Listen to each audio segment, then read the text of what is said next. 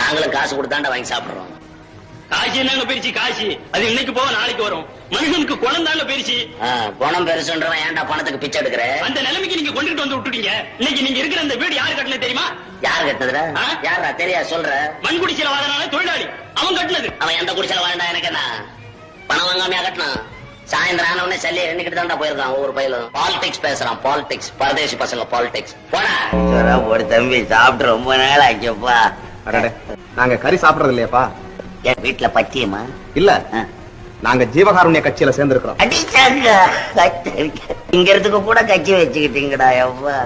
ஜீவகாருண்ய கட்சின்னா என்ன தம்பி அர்த்தம்? அதாவது உயிர்களை கொலை செய்யக்கூடாது.